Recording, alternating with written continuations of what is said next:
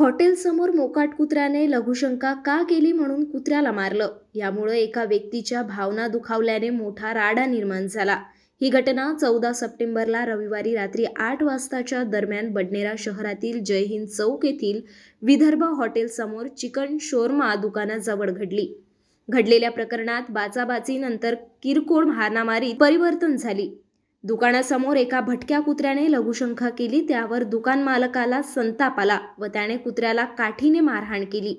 याच प्रसंगी समोर असलेल्या व्यक्तीने विरोध केला व विचारले, जनावराला का मारत आहात? यावरून दोघांमध्ये वाद सुरू झाला। वाद चिघळत गेल्याने हाणामारी झाली व बघता बघता परिसरात दोन्ही गटाकडून मोठा जमाव तयार झाला।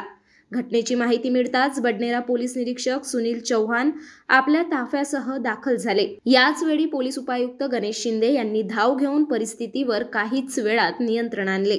या प्रकरणात बडनेरा पोलिसांनी दोन्ही गटातील काही इसमाविरुद्ध प्रतिबंधक कारवाई केली। घटनेमुळे परिसरात काही काळ तणावाचे वातावरण निर्माण झाले होते।